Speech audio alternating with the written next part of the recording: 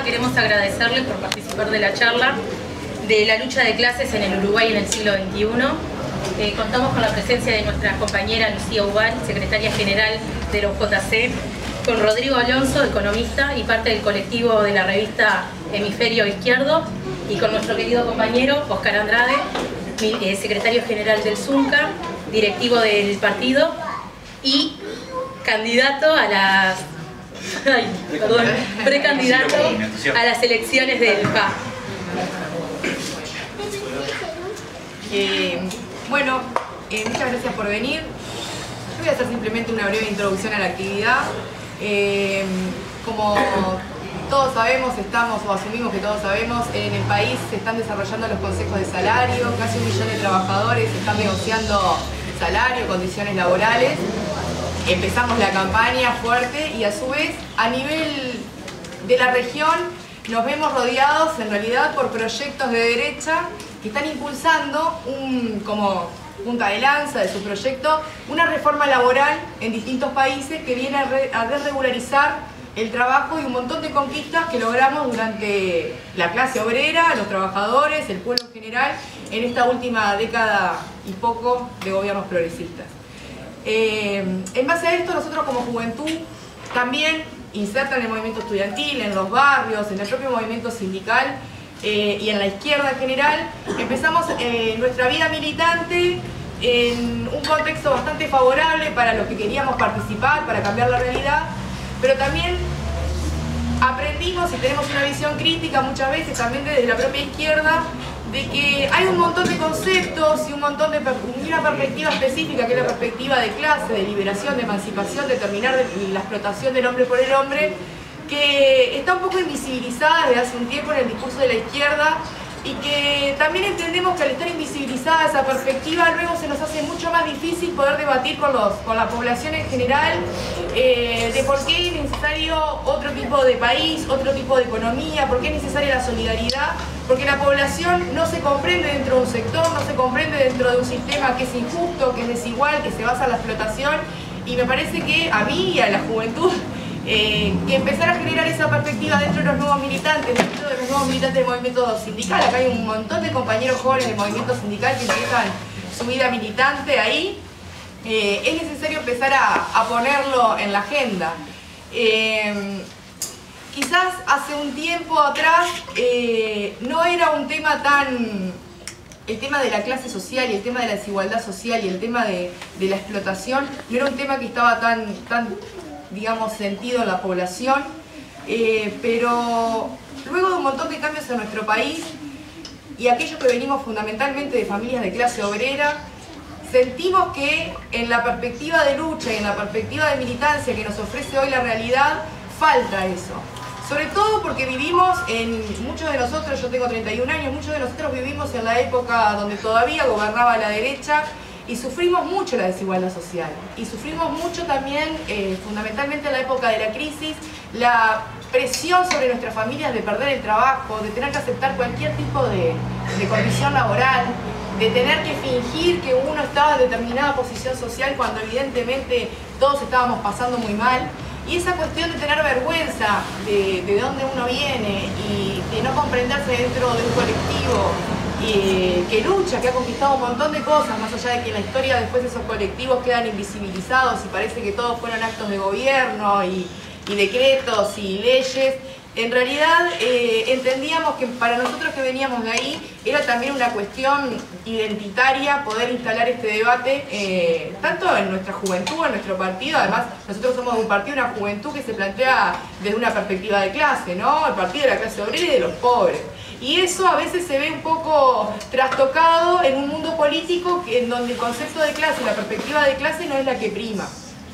Es por eso que empezamos a pensar hacer esta actividad en el marco de los consejos de salario, en el marco de una ofensiva derecha muy fuerte para los trabajadores y para la población en general, que no solamente plantea una reforma laboral, sino que plantea también un conjunto de ajustes a las políticas sociales que a los que benefician es a los trabajadores y a los más pobres, y a su vez porque estamos en un consejo de salario donde las patronales están intentando llevar adelante esa reforma sin necesidad de pasar a un debate público o por una elección, y es mucho más peligroso. También por otro lado queríamos plantear la perspectiva de clase no solamente desde el punto de vista de la clase explotada, sino empezar a hablar un poquito más de la clase dominante. Cuando una izquierda, cuando un gobierno, cuando una perspectiva de transformación de izquierda empieza a olvidarse en su discurso del enemigo, como se decía de forma clásica quizás, pero sí de que existen sectores de la población privilegiadísimos que atentan contra la democracia desde el punto de vista político, desde el punto de vista también de la cultura, desde el punto de vista de la economía, manejan el proceso productivo, el proceso de distribución, el comercio, manejan todo, y esto la población no lo maneja. Cuando esto no es parte del debate y del discurso y del accionar de la izquierda, en cierta medida consideramos que estamos recortando bastante el horizonte de transformación que por lo menos nosotros los jóvenes queremos llevar adelante en este país. Entendemos que también es una lucha que no es solamente de los trabajadores y las trabajadoras uruguayas, es una lucha internacional, y cada vez lo vemos más cuando vemos que los proyectos de las derechas son muy similares en todos los lugares. Y bueno, nuestra idea era empezar a discutirlo. Evidentemente el capitalismo ha cambiado, la composición de la sociedad también se ha transformado, y estamos asistiendo también a un proceso de automatización del trabajo que va a afectar mucho, ni hablar el mercado laboral, pero también la naturaleza del trabajo y a su vez la posibilidad de tener conciencia de pertenecer o no a determinado sector de la población. Hoy la ideología dominante nos hace creer que somos individuos, que tenemos que hacer todo por nosotros mismos, que nuestro avance es personal e individual, y esa discusión que se plantea siempre desde el plano individual en realidad invisibiliza que más allá de las diferencias o la fragmentación interna que podamos ver dentro de las clases que no controlan el proceso productivo, o de los sectores que no controlan el proceso productivo, que nos hace perder de vista esta pertenencia y la necesidad de empezar a actuar colectivamente. Por otro lado, también entendemos esta charla no solamente como una disertación desde el punto de vista teórico, todo lo que nosotros hacemos tiene que enriquecer la lucha práctica.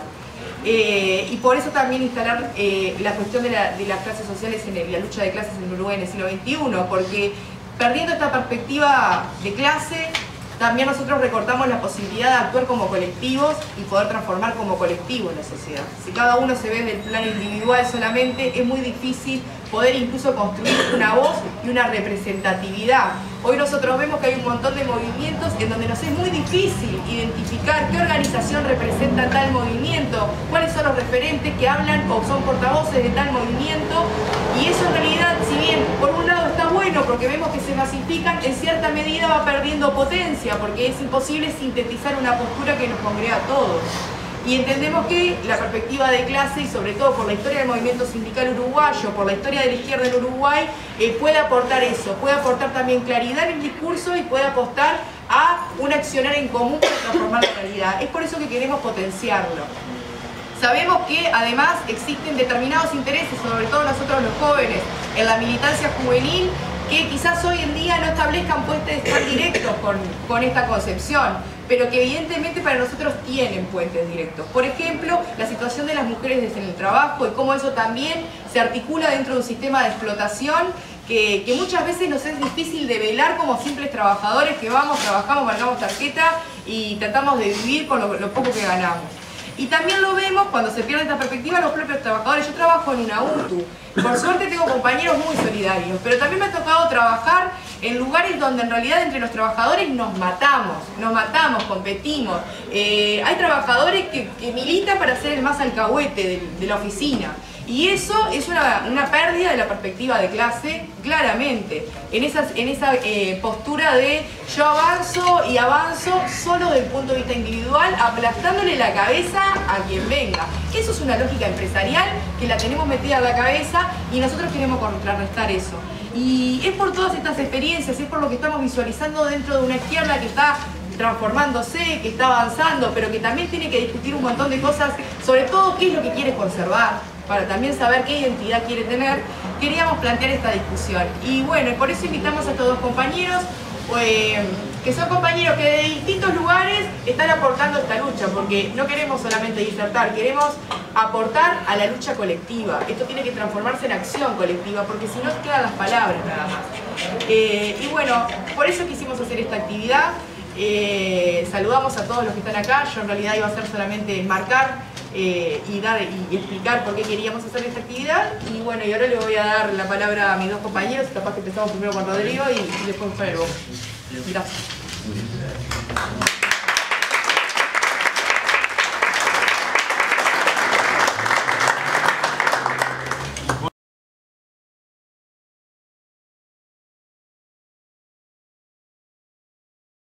Bueno, ¿se me escucha allá atrás? No se escucha. Bueno, ¿se escucha un poco mejor así? No tengo la voz tan potente como el Boca acá, pero... bueno, en primer lugar, un agradecimiento a los compas del UJC. Para mí es un placer estar acá en la actividad de ustedes y celebrar este espacio con tanta carga histórica como tiene la Seccional 20.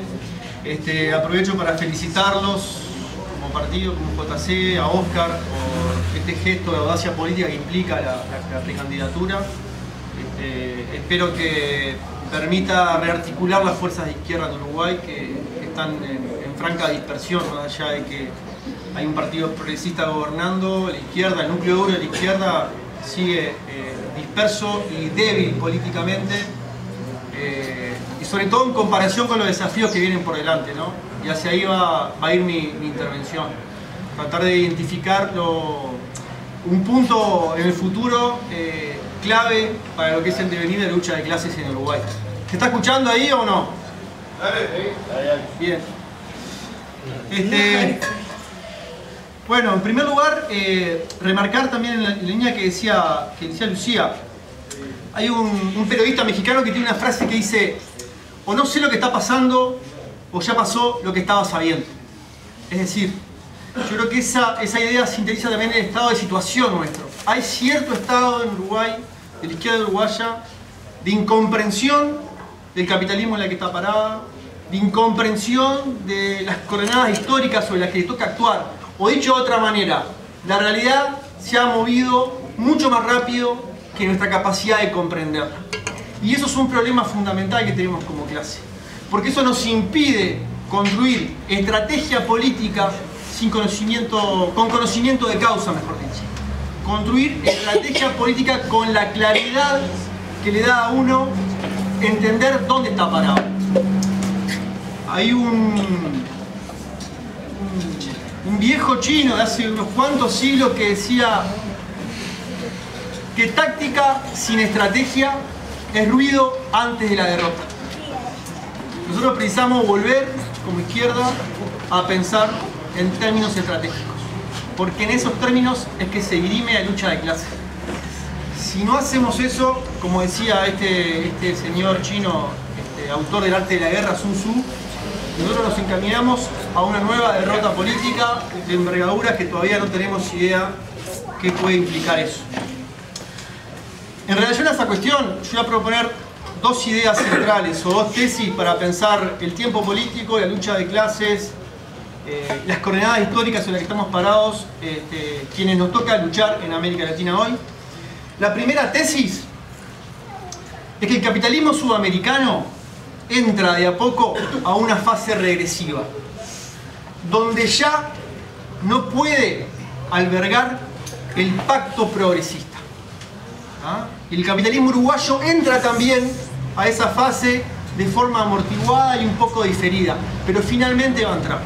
Esa es la primera tesis que quiero defender.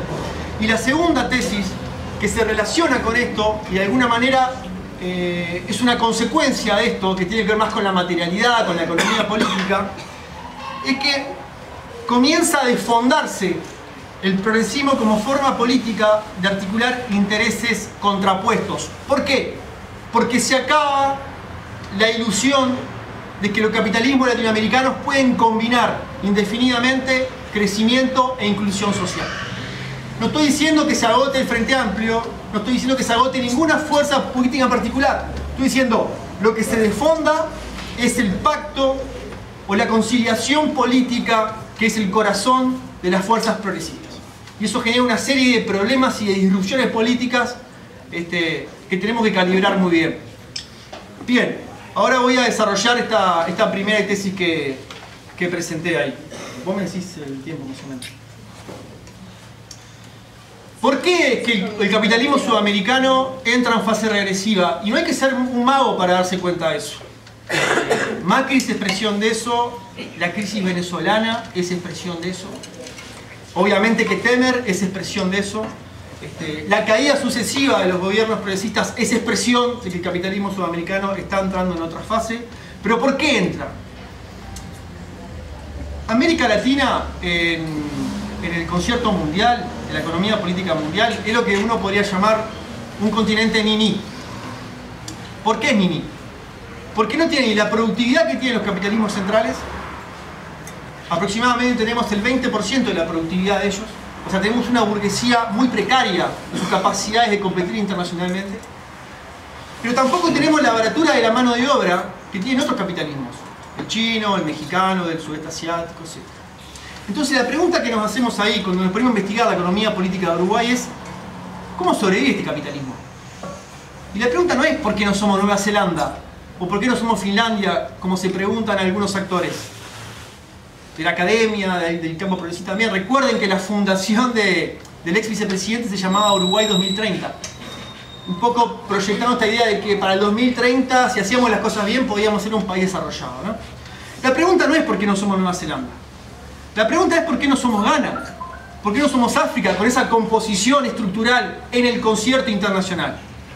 Y ahí lo que aparece como respuesta, como elemento que nos permite entender por qué este capitalismo sobrevive, es lo que se llama la renta agropecuaria, la renta de la tierra, que deriva de nuestra condición de exportadores de bienes primarios que tienen un contenido en su precio que es la renta agropecuaria, que es lo que sería un flujo de riqueza extraordinaria que llega al país por su condición de primario exportador.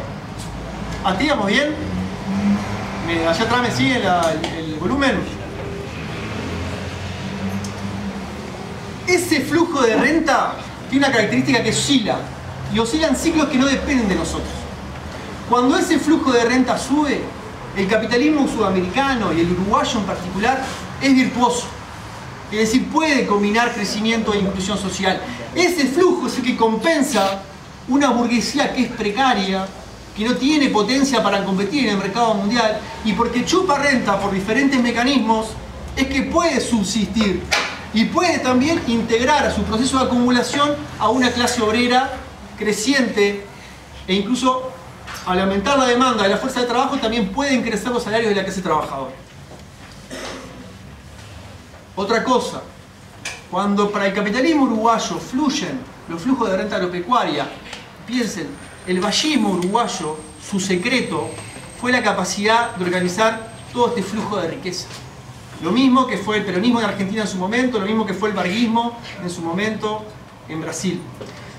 Cuando hay mayores flujos de renta agropecuaria, o sea, suben los precios de las materias primas, disminuye otro componente que tenemos en América Latina que es dramático y que es políticamente un elemento importantísimo para pensar, que es lo que Marx llamaba la población obrera sobrante.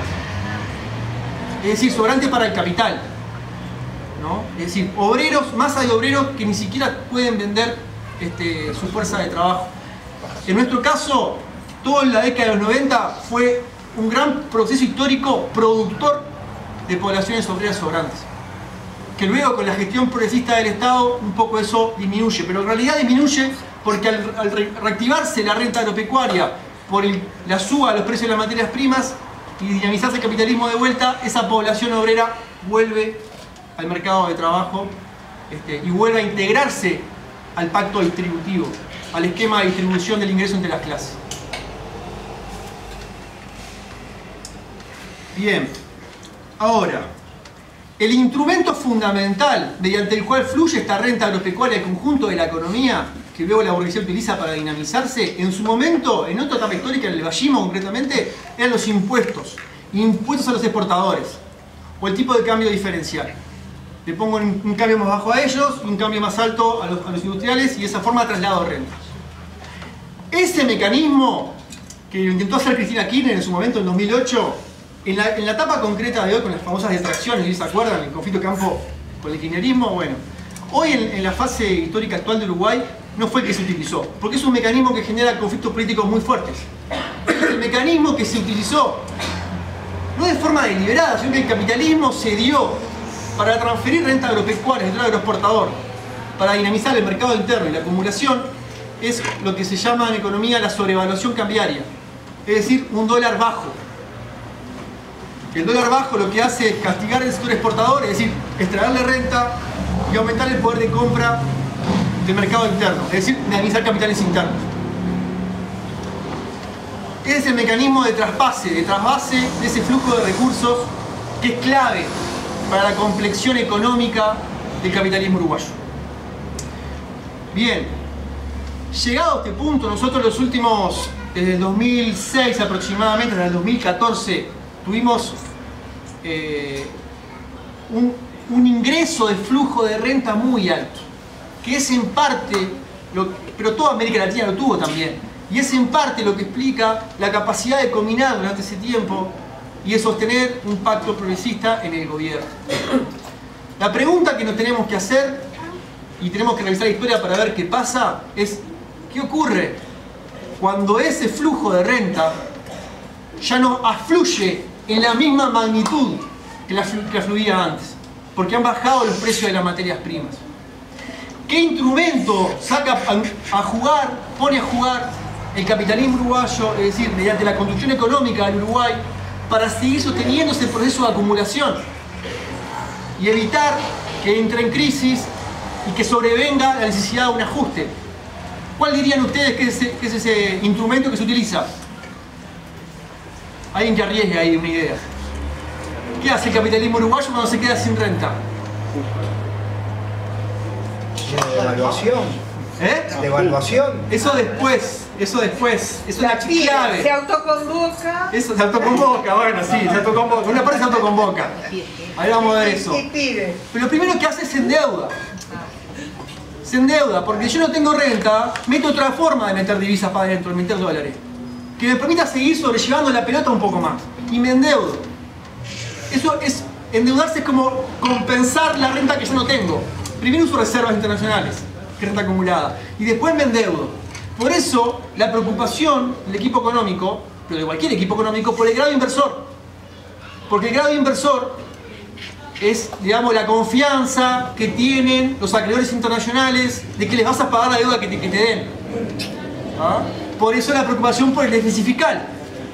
Porque cuanto más bajo el déficit fiscal, yo tengo la posibilidad de mantener el grado inversor. Y cuanto yo mantenga el grado inversor, tengo que pagar menos intereses por la deuda que me presta.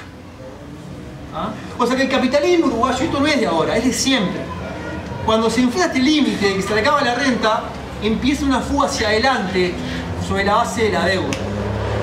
Uruguay todavía no entró en esa etapa directamente. Sí lo hizo Argentina claramente, y hoy está en crisis ese proceso que inició Argentina, porque inició primero con mercados internacionales, después entró el FMI, que es lo que se llama un prestamista de última instancia. Cuando no te prestas nadie, te presta el FMI, pero te condiciona para que pagues la deuda. Uruguay todavía no entró hacia ahí directamente. Ahora, lo interesante es ver por qué esta fuga hacia adelante que iniciamos con la deuda externa tiene límites. Y uno de esos límites tiene que ver con la tasa de interés internacional. Si Estados Unidos sube la tasa de interés internacional, como lo está haciendo ahora, ya los capitales no vienen tanto a prestarte, o te prestan todavía mucho más caro. Y se te puede complicar ese proceso de carecita financiera hacia adelante. Eso fue lo que pasa en el 99, 2000 y 2001 en América Latina. Las crisis detonan porque sube la tasa de interés de Estados Unidos y nos quedamos sin poder seguir bicicleteando la fuga hacia adelante que se da del 95 hasta el 2000. Y ahí la cuestión es, ¿qué pasa en ese momento? ¿De qué otro elemento yo puedo introducir para compensar la precariedad de mi capitalismo como burguesía? ¿Cuál dirían que es? No tengo renta, no tengo deuda, ¿qué más hago para que sobrevivan los capitales, no quiebren y sigamos creciendo económicamente?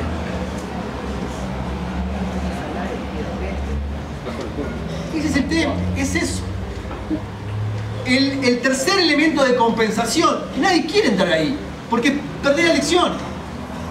Nadie quiere ser el tipo que tiene que aplicar el ajuste.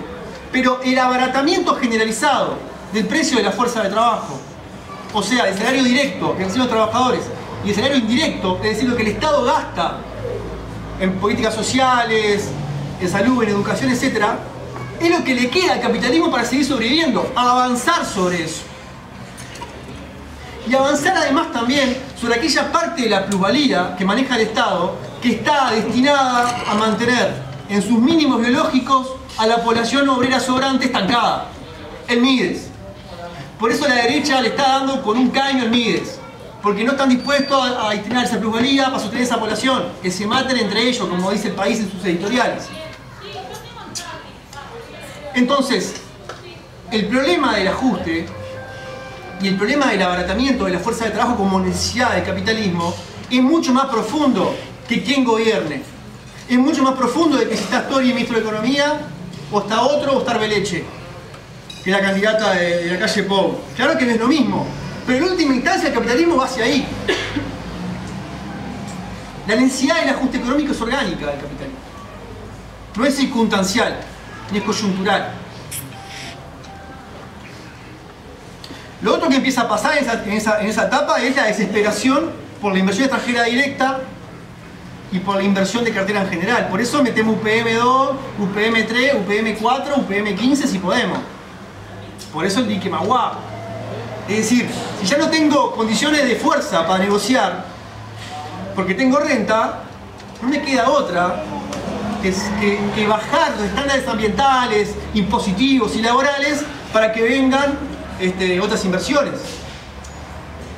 Hace poco vino por Uruguay el ministro de Industrias paraguayo, invitado por Cepeda Ferrer, que es una de las consultoras del capital de Uruguay, a decir que en Paraguay no le hacen asco a los 40 grados de calor ni a las 12 horas de trabajo. Es decir, miren que en Paraguay, capitales uruguayos, miren que en Paraguay nosotros estamos ofreciendo una mano de obra súper explotada y disciplinada para que ustedes vengan a invertir allá. Y hace poco Brecha saca un estudio donde el Ministerio de Trabajo está preocupado justamente por eso, por la fuga de capitales de Uruguay a Paraguay, porque allá la norma laboral es mucho menos costosa para el capital. Es decir, el ajuste se dirime en clave de lucha regional. Porque con esta devaluación de Argentina, por ejemplo, de más del 100%, lo que está ocurriendo es el abaratamiento del precio de la fuerza de trabajo de la clase obrera argentina. Lo mismo está pasando en Brasil con las reformas laborales. ¿Cómo hacemos nosotros para bancar el envión de la burguesía en esas condiciones de competencia internacional? La lucha de clases es eminentemente regional para nosotros. No tenemos salida en ese sentido. Bien.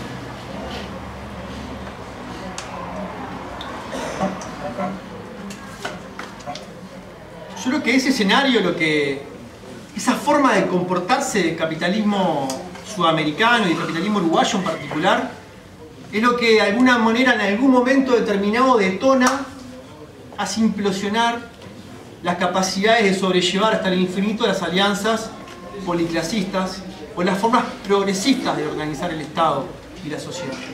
Porque ese momento histórico lo que te pauta es un punto de bifurcación. Porque la opción no es más que dos. O vamos por el ajuste o vamos por los ajustadores. No hay vuelta con eso. No estoy hablando de qué es mañana esto ni de qué es pasado. Estoy hablando como tendencia histórica. Estoy hablando de acá a 5, a 10 años. No tengo condiciones para identificar eso. Además, uno nunca sabe. Capaz que la soja vuelve a valer $600 la tonelada, está todo bien, y de vuelta volvemos a creer que podemos ser Finlandia si hacemos las cosas bien. Entonces, ante esto, compañeros, yo creo que voy a terminar con esto. Lo primero que hay que hacer es porque esto va generando malestar además. Porque lo que está pasando en Uruguay es que se rompe el ascensor social que existió durante toda la fase virtuosa, digamos, del capitalismo.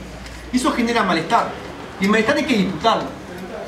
Yo creo que mostrando gráficas de que en los 90 vivíamos peor, no disputamos malestar. Y la derecha ya está haciendo un trabajo muy fino en la disputa del malestar.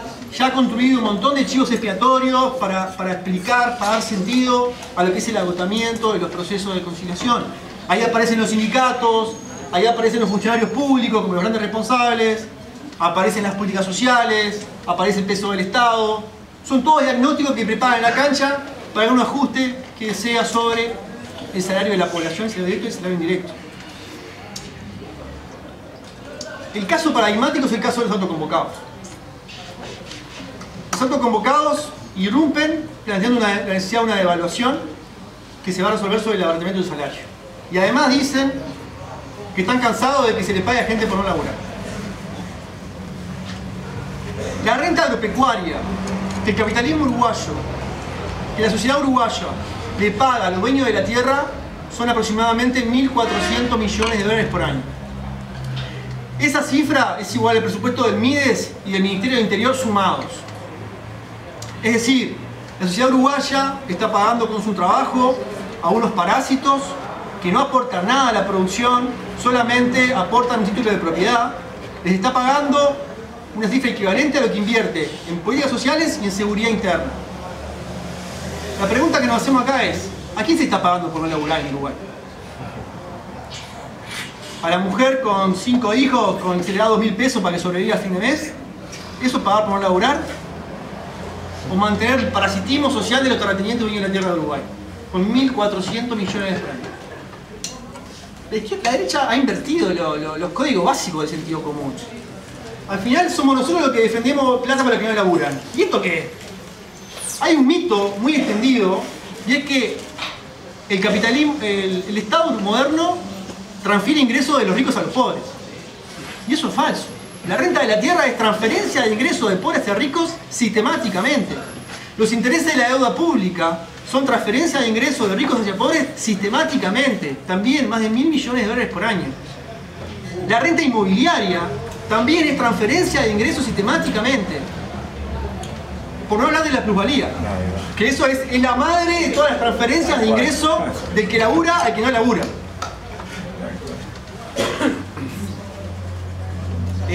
Para terminar,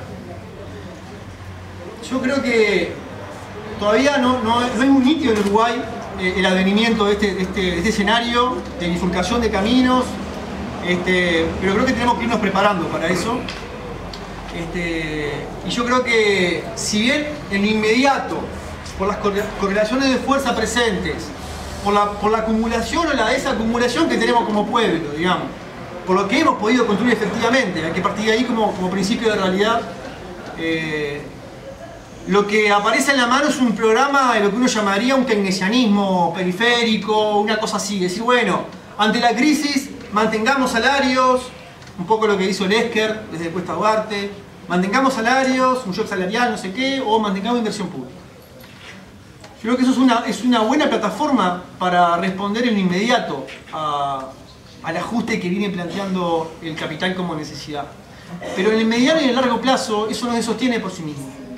Porque si no se recuperan los flujos de renta, solamente podemos sostener ese programa mínimo de keynesianismo periférico por 1, 2, 3, 4 años, contrayendo deuda, es decir, pateando para adelante las contradicciones a costa de incrementarlo. Eso es lo que se puede hacer, pero en un sentido estratégico, en un sentido de dar la disputa real. Yo creo que hay que empezar como clase obrera a desarrollar baterías programáticas que sean mucho más ambiciosas, porque si no te pegan el ajuste, esto es lo grave, si no te pegan el ajuste y vos no pones algo arriba de la mesa que reorganice lo que es el metabolismo del capital y te metas con eso directamente, lo que pasa es que la economía se caotiza. Va a haber inflación, van a crear empresas, etc. O sea, el punto medio no nos sirve. El punto medio de la clase obrera aguantando la toma en la calle, bancando el presupuesto nacional, bancando los salarios indexados, tampoco nos sirve, porque eso traslada la contradicción hacia otro escenario. Inflación, déficit fiscal, etc. O sea, el punto medio no nos sirve. Nosotros tenemos que poder construir capacidades políticas que nos permitan avanzar sobre el metabolismo del capital. No es menor eso. Y ahí creo que hay dos ejes fundamentales para empezar a trabajar, a pensar, a acumular fuerzas, a cranear políticamente, a cranear intelectualmente en su diseño. Uno es lo que tiene que ver con el abastecimiento de los bienes salarios de la población. Si nosotros dejamos en manos del mercado todo lo que es el abastecimiento de alimentos, transporte, o sea, todo lo que hace la canasta de consumo de la clase obrera, el mercado ajusta por inflación y ajusta la baja del salario. Nosotros tenemos que en algún momento político determinado tener capacidad política de controlar, de tener soberanía sobre esos aspectos. Y eso tiene que ver con reflotar ideas como planes de abastecimiento nacional. Es decir, la clase obrera organizando la producción de las mercancías, de los bienes y de los valores de uso que hacen a su reproducción como clase. Primero. Y segundo, fundamental, y creo que esta es la madre de todas las batallas en América Latina, la disputa por la renta agropecuaria. La disputa por la renta agraria es el corazón de la lucha de clase de Uruguay y de América Latina. No hay caso con eso. Una cosa es lo que pasa, por ejemplo, en Venezuela, donde la renta agropecuaria fundamental es renta del suelo petrolera. Por lo tanto, el dueño es uno solo. Es fácil apropiarse estatalmente de eso, porque el sujeto es uno solo, es una multinacional, son dos, etc. En Uruguay, el sujeto propietario de la renta agropecuaria son 15.000 empresarios más 40.000 productores rurales. O sea, es un sujeto con capacidad de movilización y un sujeto con gravitación política, porque además la renta no es solamente importante para la economía de Uruguay, es importante para la política de Uruguay. La renta agropecuaria es la base de la reproducción política de la élite uruguaya. Con eso se compran medios de comunicación, con eso se financian campañas políticas, con eso aparece Talvi. La renta es el corazón del poder económico y político de la burguesía. Es decir, nosotros tenemos la necesidad imperiosa. Eso no implica ir contra la propiedad privada en general. Eso implica ir contra un resabio del feudalismo que es el propietario terrateniente. Que en el caso nuestro está muy imbricado, evidentemente, con el capital en todas las esferas determinadas. Bien, ya estoy pasado de tiempo, ¿no? Sí. Bien, voy cerrando. Entonces, creo que la bifurcación de camino tiene que ver con eso. Creo que tenemos que generar baterías políticas que nos pongan a disputar lo estratégico, los puntos nodales, los elementos medulares del poder económico y político de Uruguay. No tenemos a dónde rajar, no tenemos a dónde replegarnos. El capitalismo va por nuestro salario. No vale eso de irse a Melilla, a una granja, a plantar cebolla y tomate orgánico. Eso es una tarea individual, no es colectiva. La clase no se puede ir abajo de la mesa. Van a ir por nosotros. Así que nosotros avanzamos sobre esa estructura de privilegios, o lo que viene es la descomposición del tejido social, es decir, también nos debilita enormemente en nuestras capacidades políticas. Dejo por ahí.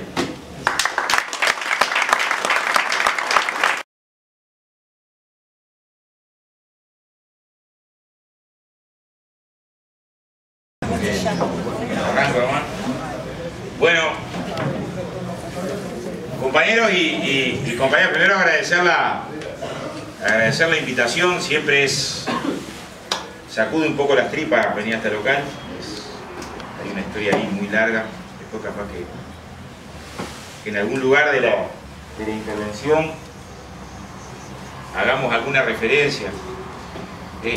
Yo felicito que coloquemos esta discusión, porque podemos dar por saldado de que nuestro pueblo ubica la relación del conflicto entre las clases como un componente importante para entender la realidad.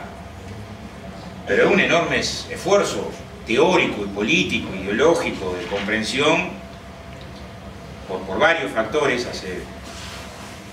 Después del desplome de la experiencia del llamado socialismo real, se instaló con mucha fuerza en todos lados. El componente del fin del trabajo, fin de la siderurgia. La producción universitaria dejó de ubicar el conflicto social como parte principal para la comprensión de los fenómenos. Entró a hablar del discurso en el caso del sujeto, y cada vez más las fuerzas políticas que desde el punto de vista de las relaciones sociales ubicamos la contradicción entre el vertiginoso desarrollo de las fuerzas productivas y el envoltorio de relaciones sociales capitalistas como la contradicción sin la cual es utópico hablar de la pública felicidad y de humanidad y de medio ambiente y de nada. Sin revolucionar eso,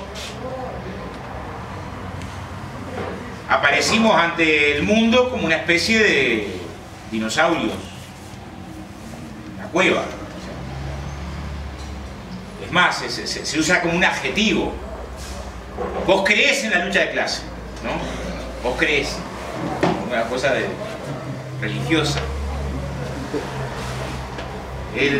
Y bueno, de ese fin del trabajo de Jeremy Rifkin, que acá se instaló en todos los terrenos de la izquierda, los terrenos del movimiento sindical. Fíjate que la teoría principal que convocó a la emancipación humana en el siglo XX dejaba de tener sujeto histórico, no había trabajadores, no iba a haber trabajadores más. Y si no iba a haber trabajadores, no iba a haber explotación. Entonces, ¿qué revolución vas a hacer? Te quedaste sin sepulturero. Capitalismo eterno. Entonces, de golpe se nos presentó, hay un pensador que dice, más fácil ver el fin del universo que el fin del capitalismo. Siempre va a ser en el marco del capitalismo. Y si siempre va a ser en el marco del capitalismo, lo que te queda es algún retoque del capitalismo, y que no se enoje demasiado el capitalismo, pero algún retoque en el espacio que te deja, que después te das cuenta que el capitalismo es el no espacio. El único espacio es la competencia brutal, genocidio, escala del planeta, la salvajada. Entonces, así como a mí me cuesta explicarle a mi gurice que cuando yo era chico tenía que caminar 5 cuadras para ver una tele en blanco y negro que se prendía a los 5 minutos que la prendía, nosotros en algún momento nos va a costar explicarle a alguna generación que producíamos alimentos para 12.000 millones de personas, éramos 7.000 y hay 1.000 millones casi que pasan hambre. Nadie va a entender esa cuenta. Es como que un paisano tenga 5 gurises, comida para 7 y le debe comer a 3. Cualquiera que haga eso en un hogar, diga usted, un delincuente, irracional. O que la revolución científico-tecnológica en curso permita medicamentos para toda la humanidad, y hay una parte de la humanidad que muere por no tener posibilidad de comprar esos medicamentos. Un genocidio diario, cada día, cotidiano. Y nos instala la naturalización de que no nos tenemos que indignar por esos 20.000 gurises que mueren menores de 5 años diariamente por falta de alimentos o con enfermedades que son curables. Es brutal. O de niveles de desigualdad y de ecocidio. El problema que tenemos es político, porque las revoluciones las hacemos con la gente. Y es cierto que la mirada predominante en la sociedad y también en la cultura predominante de la izquierda es la que mira los procesos como lineales, evolutivos, graduales, de un cambio arriba de otro cambio, que en algún momento va a llegar. Y la historia es todo menos eso. O sea, las historias son rupturas, son quiebres, son momentos de...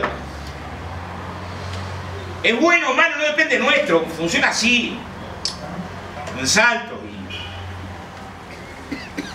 ¿Quiere decir entonces que nosotros tenemos que describir el camino ineluctable de cómo el capital nos va a ganar siempre y nuestra lucha no vale? No, eso sería desconocer que en América Latina hubo la misma estrategia neoliberal y no en todos lados se privatizaron las empresas públicas.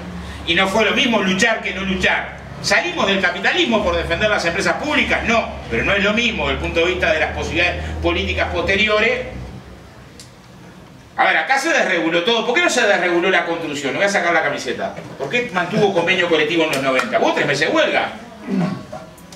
¿No? Hubo 3 meses de huelga, de mayo a agosto del 93, que terminó con que la construcción quedó en la negociación colectiva cuando desapareció en todo el Uruguay. Entonces, hay que entender las tendencias generales sin que las tendencias generales nos lleven puesto que la acción humana opera sobre la tendencia de la lucha de los pueblos también para mover esas tendencias, un poco más para allá, un poco más para acá, en medio de que acumulas la fuerza suficiente para quebrar la tendencia y ponerla a jugar para otro lado. Esa es la suerte de la acción política, de la lucha política y que nos hace entender hoy que uno que se agarra una calentura por día o por cada mediodía o cada 15 minutos a veces con las indecisiones, vacilaciones, dificultades, incomprensiones de este proceso policlasista en el que estamos embarcados en la unidad de la fuerza de izquierda con una correlación desigual de los sectores más avanzados y anticapitalistas, muy desigual y muy menor, pero que es casi un lujo al lado de lo que tenemos en Argentina y Brasil, a la vez. A la vez. Es todo lo que nos angustia de lo que no hace para prepararse para los procesos de la emancipación humana, y es un poco nuestra autocrítica de cómo no somos capaces también de forjar las fuerzas sociales y políticas para orientar un rumbo que prepare, eduque políticamente para el conflicto, porque si no lo educa cuando hay desempleo la gente piensa que es culpa del gobierno y no del capitalismo y de los capitalistas, y se calienta más con el gobierno que con el capitalismo y con el sistema que es desigual, más en un capitalismo que es además deforme y dependiente y con todas las billullas que tiene el capitalismo latinoamericano, es cómo organizamos la lucha de clases, que es internacional, es mundial, ayudamos a que se comprenda la lucha de clases, que es mundial, pero que tiene un territorio latinoamericano donde tenemos que generarla, y tenemos que pensarla a esa última escala nacional, en una situación de correlación de fuerza de nuestro proceso, de una parte de la batalla que tenemos para avanzar, que es regional, con una correlación hoy muy desfavorable, pero hoy muy desfavorable.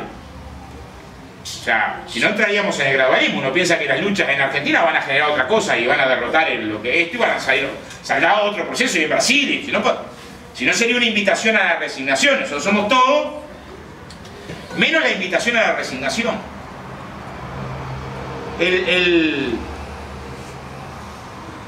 Nosotros tenemos una economía que funciona globalmente acumulando riqueza sobre 1.400 millones de trabajadores que cobran menos de $3 por día. Y que acumula riqueza sobre la base de tener 150 millones de niños trabajando, y la mitad en las peores formas de explotación del trabajo. Y que acumula riqueza con un control geopolítico global del cambio tecnológico. Tenemos una sociedad capitalista global que demuestra de forma cada vez más descarnada las desigualdades.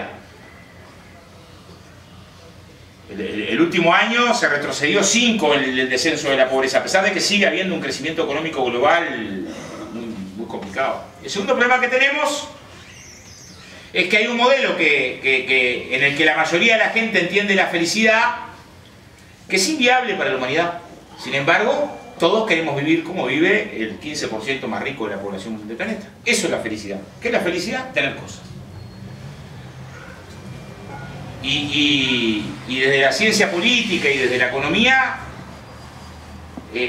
no abundan las investigaciones que demuestran que eso que nos venden como el camino del progreso es inviable. Es más, si las tendencias demográficas y de consumo se sostienen, el colapso es dentro de no mucho. Hay un informe del Instituto de Minerales de los Estados Unidos que está muy bueno porque es muy didáctico, en el que pone la imagen de un bebito. Entonces pone la imagen de ese bebito, y dice: este bebito es un bebito norteamericano. Entonces va a vivir lo que viven promedio de vida los norteamericanos, 70 y pico de años. Va a consumir por día lo que consumen los norteamericanos por día. Consumen 20 millones de barriles de petróleo, 160 litros cada barril, a los 300 y pico millones son 10 litros por día.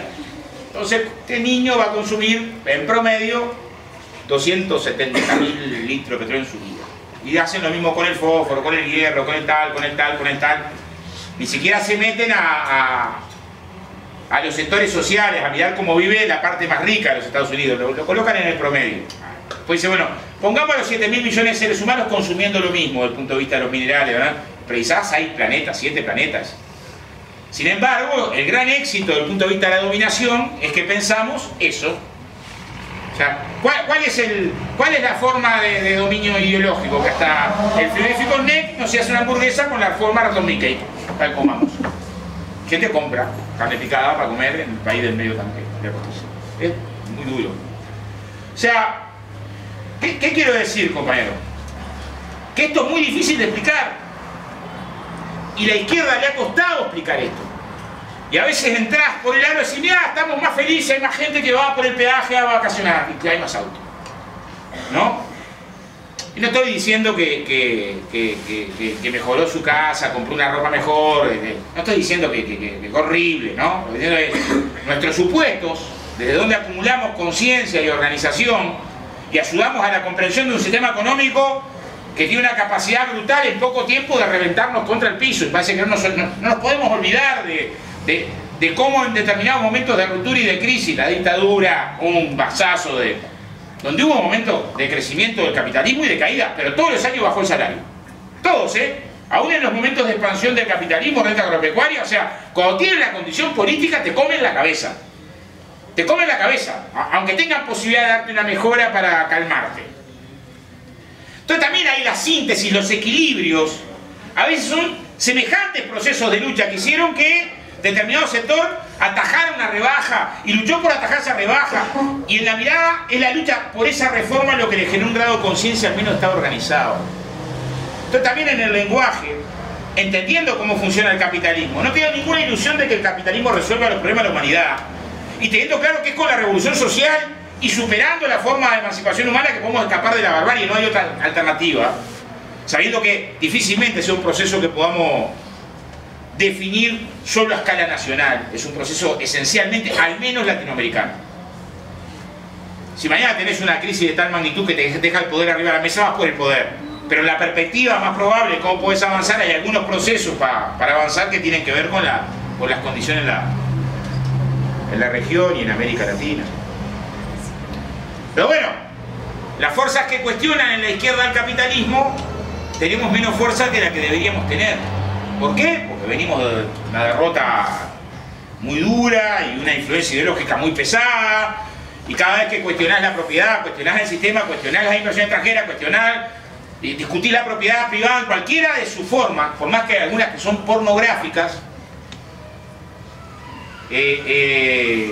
apareces como un idealista loco, como un irresponsable, como un... Nosotros tenemos que apelar en que tenemos que seguir acumulando en esa dirección.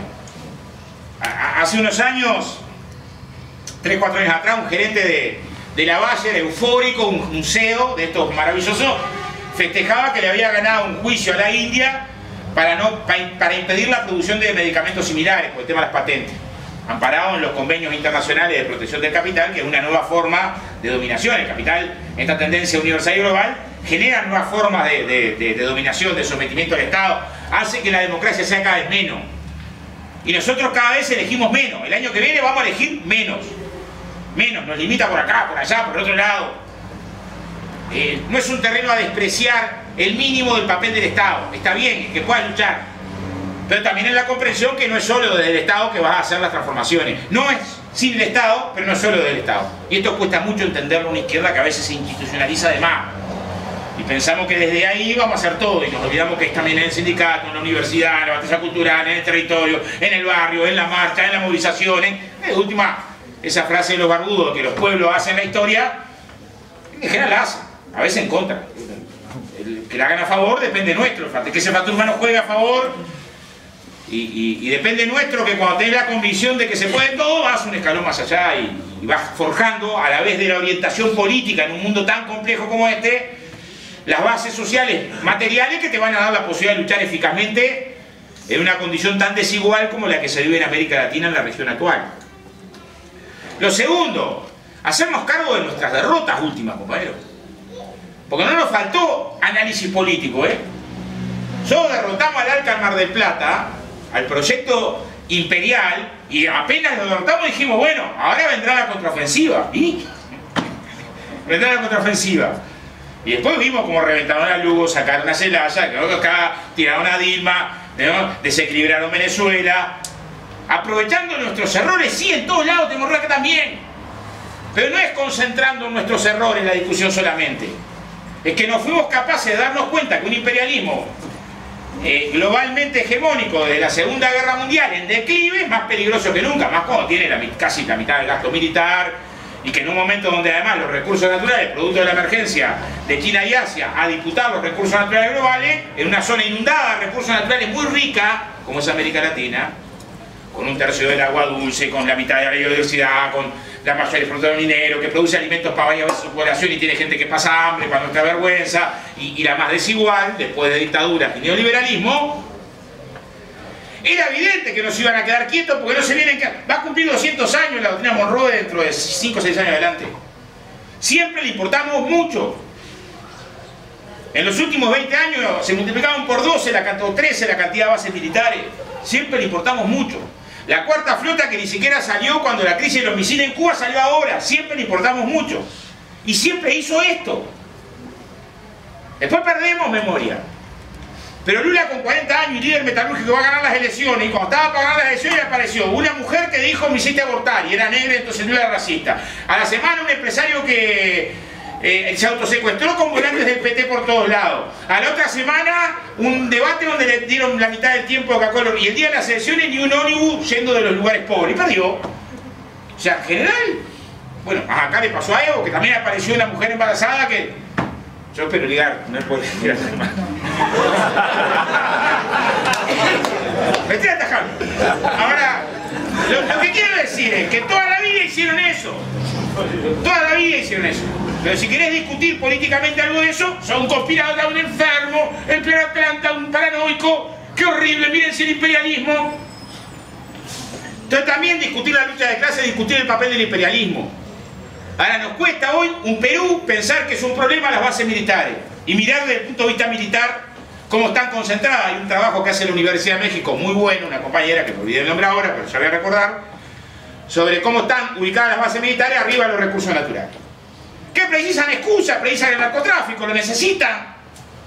El tema de los movimientos insurgentes y la no sé qué, y el populismo y los miedos.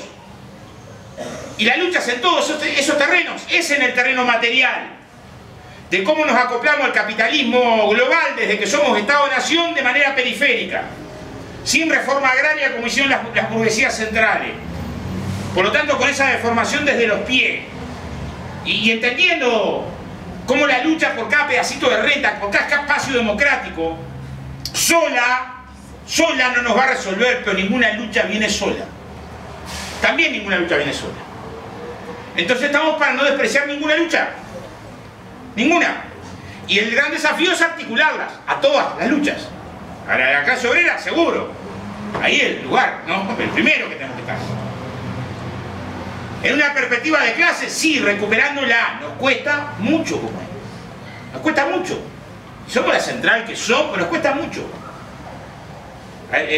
Nosotros hace unos años tenemos destinado compañeros a organizar el CITRU, la forestación, los frigoríficos. Donde estaba inundado el sindicato amarillo de los frigoríficos, que era el sindicato que la empresa instalaba para poder exportar firmándole. Y si vos vas a controlar eso algún día, tenés que tener clase obrera que lo controle. Ahora, conseguir que muchos sindicatos hagan lo mismo, digan, destinen de su cuadro y compañeros y militancia para ir a organizar la parte del proletariado que tenemos más vulnerada, más contra el piso, para disputar espacios de renta, pero de organización y del que mañana tiene que hacer las transformaciones, nos cuesta, tenemos dificultades. Y a veces construimos un sindicalismo que es el sindicalismo que tiene mucha acción para defender sus afiliados. Y no para pensar por el conjunto, no en la retórica, en la acción concreta, que siempre es más complicada que la retórica. Javito estaba en salto con los CITRU.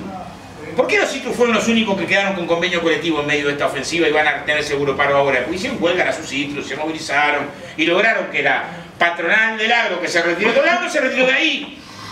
Hicieron la revolución, no, atajaron una ofensiva nada más.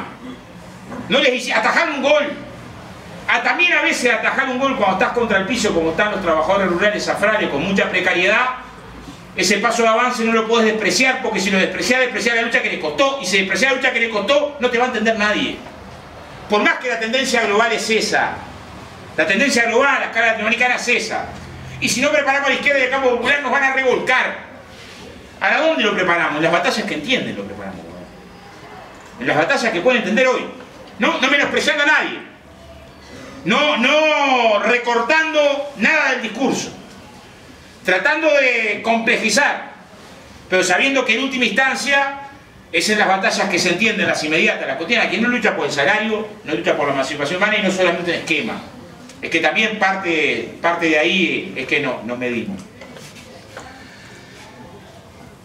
Entonces, analizar nuestra derrota en términos de las dificultades que tuvimos para que el proceso de cambios políticos diera un paso hacia adelante, y hoy lo que tengamos un proceso de cambio político que se está desbarrancando y lo estamos atajando en algún lugar y esperemos que se revierta, es que la declaración sociolaboral del Mercosur, que fue una conquista de las centrales sindicales del Mercosur en el año 99 con gobiernos de derecha, que implicaba un piso mínimo de derechos laborales para la región para que no nos pase lo que pasa ahora en Paraguay, nos llenamos de gobierno de izquierda que no pudimos que esa declaración pasara a ser ley y no solamente una declaración, estatus.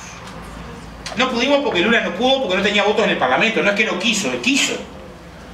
Pero tampoco logramos organizar la huelga en Brasil para decir, bueno, mirá, porque también hubo una relación fuerza política, fuerza social, donde mayoritariamente los cambios políticos en muchos países fueron decir, llegué al gobierno y ya tengo que esperar lo que el gobierno haga y defender todo lo que el gobierno haga. Esa fue la tendencia mayoritaria en la mayoría de los países donde hubo cambios políticos. Y por lo tanto los procesos de integración tuvieron sobre todo siguieron parados en las burguesías locales y los capitales transnacionales en cómo se integran. Y nuestra integración, que tenía que tener contenidos distintos desde el punto de vista de hacer avanzar lo distinto, no avanzó porque no tuvimos la fuerza suficiente, porque la mirada internacional nos cuesta mucho más. Nos cuesta mucho más. Por suerte está el feminismo ahora, que hace un escándalo bárbaro cuando violan a una mujer en España, y tendríamos que aprender del feminismo, más en el sentido de que las luchas tienen un costado internacional que ayuda. Está la clase obrera que inundaba las calles cuando estaban para jugar a saco y balsete, o que esta clase obrera. Entonces también tenemos que recuperar desde ahí perspectivas que identifiquen el segundo escalón. La lucha por la reivindicación de la injusticia inmediata, la de hoy, que implica que las tripas de los uruguayos ardan porque todavía tenemos 90.000 gurises en la pobreza, porque todavía tenemos tanto desempleo, porque hay gente que vive recontra mal, que está en la calle, o gurises que tienen que dejar de estudiar porque tienen que salir a laburar la mayoría de las veces. Y nosotros luchamos para garantizar que esos derechos se realicen. Y en Uruguay hay riqueza, recién te colocaba el dato de la renta, a ver, la evasión de IRAE son 700 millones de dólares. No la exoneración, la evasión. O sea, lo que los capitalistas acá, y están en el momento más bajo, sí, ¿qué me importa? Igual. Están de vivo. También de vivo. ¿Y por qué no está nunca en el debate político, en el centro de la discusión? Che, 700 millones por año, es que estos tipos dejan de tributar porque evaden, sinvergüenza, delincuentes, miserables, y nos enojamos. No. Y ese también es un problema ideológico.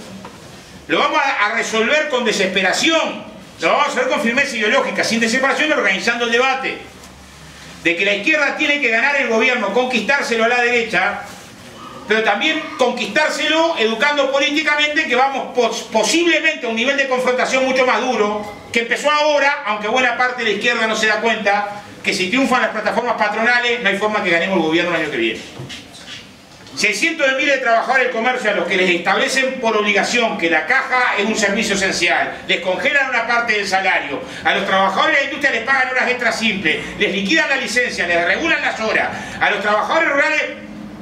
El año que viene, cuando vayamos a discutir con esos compañeros la importancia del gobierno del frente, porque no nos damos cuenta que hay una ofensiva muy dura por hacernos escarmentar antes, en un momento de crecimiento de la economía. Imaginémonos esta ferocidad en un momento de contracción maduro, de recesión, entre un látigo.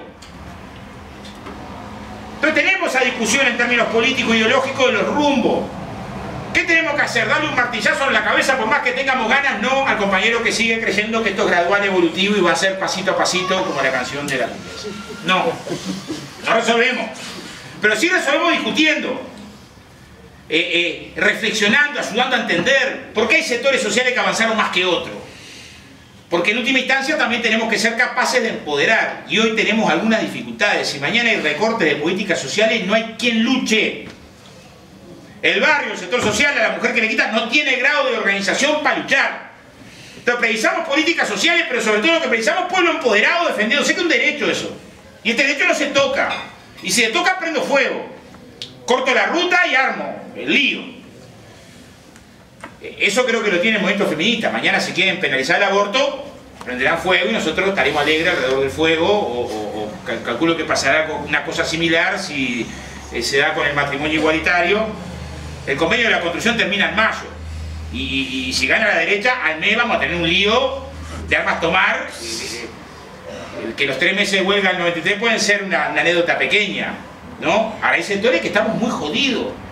Y el que estamos muy jodidos desde el punto de vista de la organización para dar respuesta y articular las luchas, muchas veces para la izquierda demasiado institucional, parece que fue un problema de otro, de no sabe quién.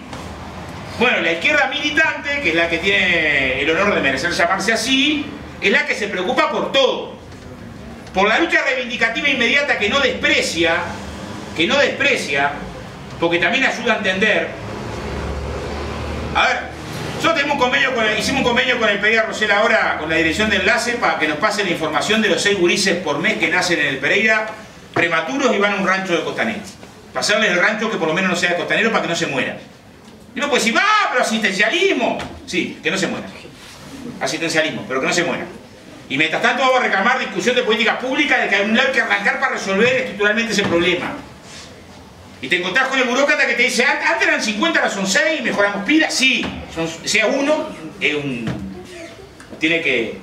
O sea, ser de izquierda es mirar a uno de esos gurises como un hijo y luchar de esa forma. Es también una batalla esencialmente ética. Tiene que ver con la comprensión económica de que retroceder no alcanza con el andamiaje jurídico. Nosotros tenemos dos semanas acampados frente al Palacio Legislativo para que la modificación de la Carta Orgánica de la República, que era una modificación solamente para los equilibrios de poder, para meter la oposición adentro, para no precisar mayorías especiales para votar alguna cosa, les encajamos el fonde, que era que una parte de las utilidades de la República tiene que ser para economía social autogestionaria. Ganamos por un rato, porque después hace 3 años que no hay plata para el fonde. Y nosotros no hemos logrado armar el fuego suficiente para que se mantenga recursos del sistema financiero para la economía social autogestionaria. ¿Eso es la revolución? No. No. Pero el problema es cómo mientras vos tenés tendencias globales de dependencia, que es objetiva la inversión extranjera directa, va generando con la economía social, con las empresas públicas, con la investigación y desarrollo, con componentes que te hagan depender un poco menos para luchar más. Para estar más fuerte a la hora de ofrecer condiciones, porque también son equilibrios donde luchás contra el capital, que no es el capital nacional, es el capitalismo global, que está eufórico. Yo esta semana pasada hice asamblea con SACEN, la SACEN de acá, la misma empresa de acá, por más que los brasileños son dueños de acá, SACEN, está construyendo en Perú, haciendo la villa para el juego panamericano. Tiene más de 600 compañeros trabajando ahí, peruanos, unos maravillosos. Pero claro, cobran 12.000 pesos por mes. Y acá un peón de la construcción cobra líquido 36. Entonces es maravilloso lo que los ingenieros están locos de la vida, y trabajan más horas y te más, y les pagan las horas extras simples. ¿Qué quiere decir? ¿Que tenemos que rebajar condiciones acá? No, tenemos que subirlas allá. Tenemos que subirlas allá. Los compañeros del Perú nos contaban que en la década del 60 el Zunca era más fuerte que ahora, se ve más clasista, o mejor que nosotros, y mandó compañeros que fueron para allá a organizar sindicatos. Hoy nos parece una locura eso. Nos cuesta pensar que las batallas tienen esas características, pero también es parte de las tradiciones de lucha. No sé cómo ve el tiempo. Repasado. Bueno, pero a ver, compañero, termino con una cosa acá. Este es un lugar de esa épica. Estaba solo metido de acá. Estaba solo metido de acá. No lo dejaban salir. Y hubo compañeros que cuando se corrió la bola en la teja, a pesar de que la orientación del partido era no ir a los locales, porque había riesgo de una provocación, la había tenido la Juventud Comunista, decidieron que no podían dejar nunca sola a Mendiola. Algunos estaban jugando al fútbol acá, de la fábrica. Hace unos años le hicimos un homenaje a la hija de Gancio, que es un año mayor que yo. Gancio quedó 5 horas en la calle, sangrándose, con una ambulancia, esperando para atenderlo, que no la dejaron pasar hasta que murió sangrado. Solo luchamos para que esas historias no sean en vano. Nos apretamos el carné en el pecho para que esas historias no sean en vano. Y vamos a dar batalla para que sepan todos que esas historias de lucha maravillosas que tenemos no sean en vano. Salud.